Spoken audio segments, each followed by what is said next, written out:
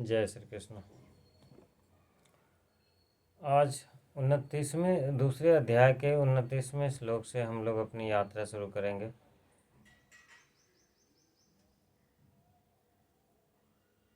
उनतीसवां श्लोक है, आचार्यवत् पश्यति कश्चिदेनम् आचार्य वदति तथैव चान्यः आश्चर्यवच्चैनमन्यः शृणोति श्रुत्वाप्येन वेद न चैव कश्चित्।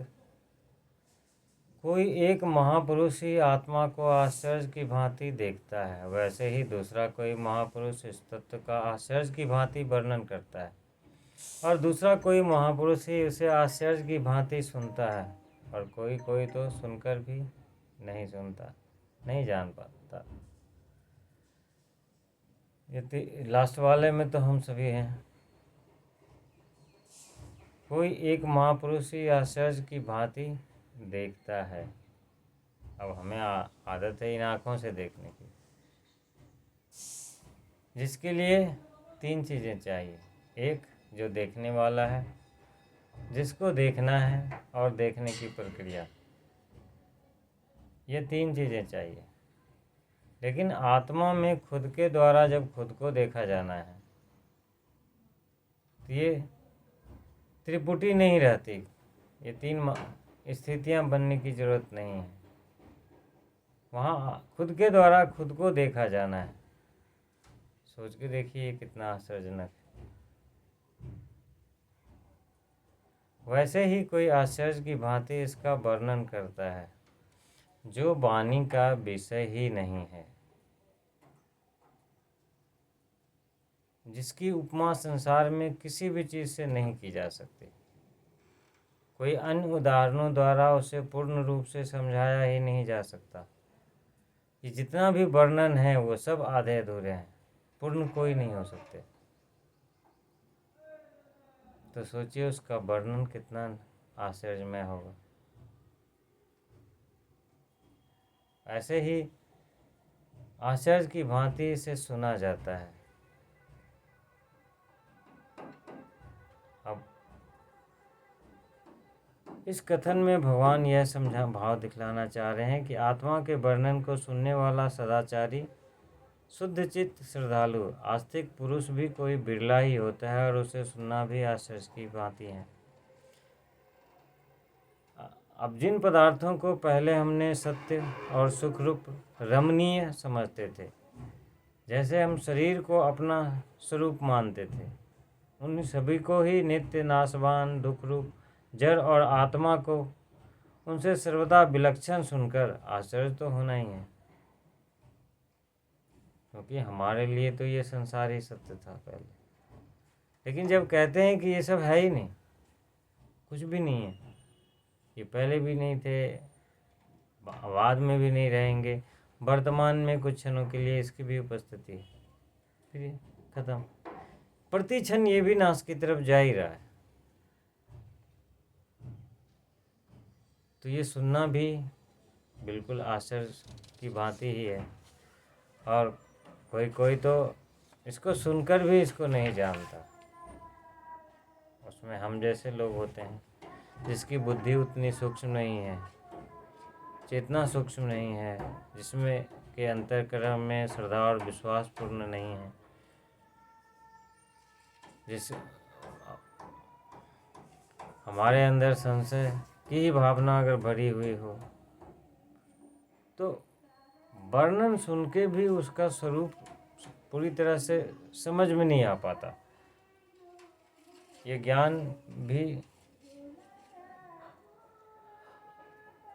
कई बार सुनने में अच्छा लगता है, सुन लेते हैं, घर चले आते हैं, सब कुछ बराबर हो जाता है, उसका अनुभव नहीं हो पाता। तो उसके लिए कहते हैं, कहा है इन्होंने कि सुनकर भी कोई कोई इसको नहीं जानता। कोई कोई क्या, ज़्यादातर ही नहीं जान पाते हैं सुन के भी। अगले श्लोक में भी वो आत्मा के ही दृष्टिकोण से समझाने का प्रयास कर रहे हैं।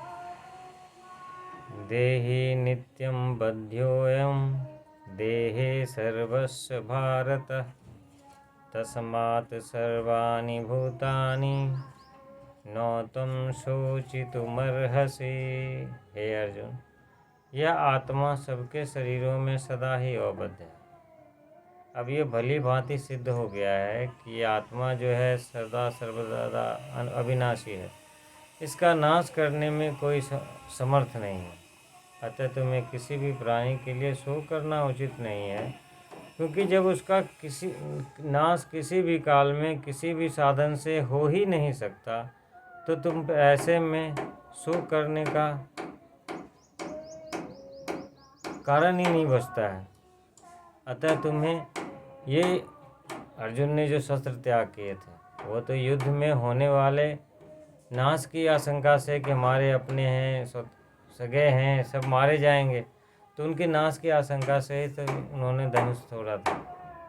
तो यहाँ वो समझाने का प्रयास कर रहे हैं कि तुम्हें किसी भी नाश की आशंका से जो शोक करके तुमने युद्ध का त्याग किया हुआ है, तुम्हें ये शोक करने की बिल्कुल आवश्यकता नहीं है।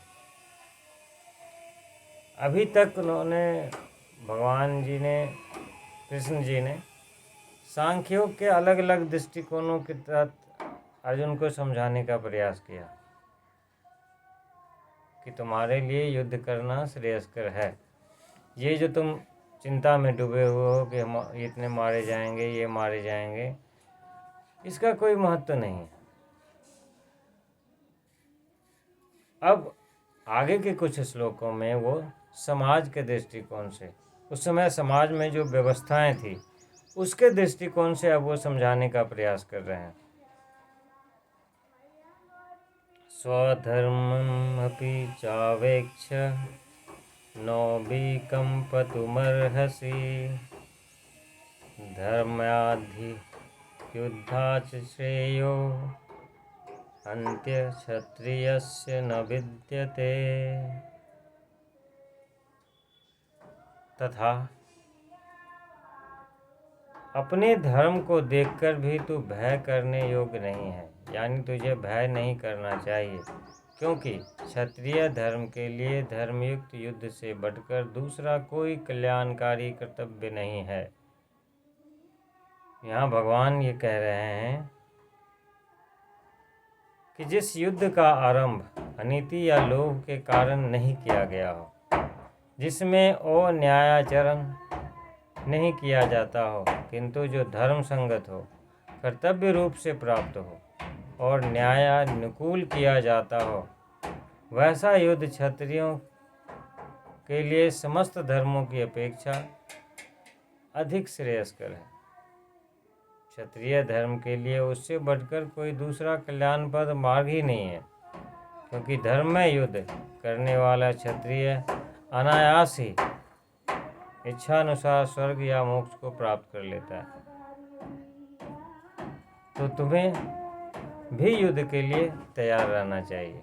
यहाँ वो अर्जुन को समझाने की कोशिश कर रहे हैं कि अगर तुम समाज के दृष्टिकोण से, क्षत्रिय कुल के दृष्टिकोण से ही विचार करो, तब भी तुम्हारा युद्ध लड़ना ही श्रेयस्कर है। अगले श्लोक में वो कह रहे हैं, यदृच्छया चोपपन्नम स्वर्गं द्वारं पावृतं सुखिनः क्षत्रिया पार्थं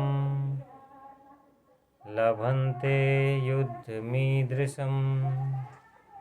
हे पार्थ, अपने आप प्राप्त हुए और खुले हुए स्वर्ग के द्वार रूप इस प्रकार के युद्ध को भाग्यवान क्षत्रिय लोग ही पाते हैं।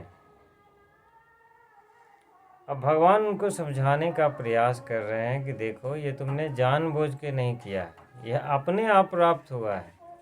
तुमने तो मैत्री की कोशिश की थी, 5 गांव भी लेने के लिए तैयार हो गए थे, मगर वो तो सुई की नोक के बराबर भी जमीन देने को तैयार नहीं है।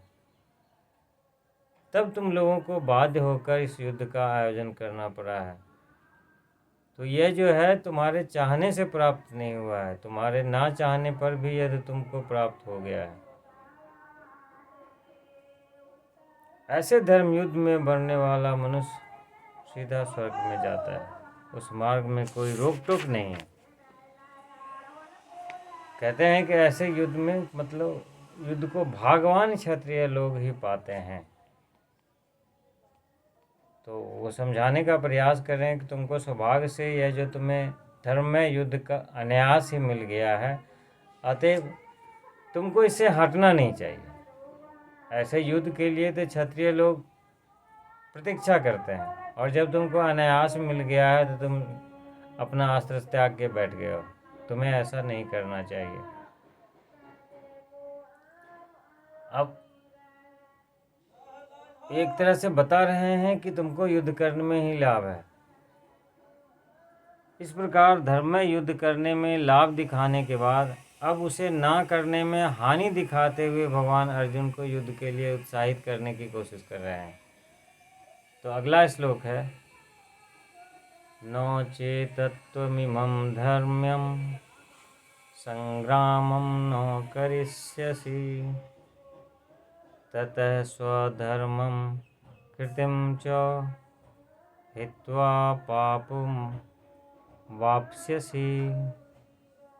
किंतु यदि तू इस धर्मयुक्त युद्ध को नहीं करेगा तो स्वधर्म और कीर्ति को खोकर पाप का भागी बनेगा, पाप को प्राप्त होगा।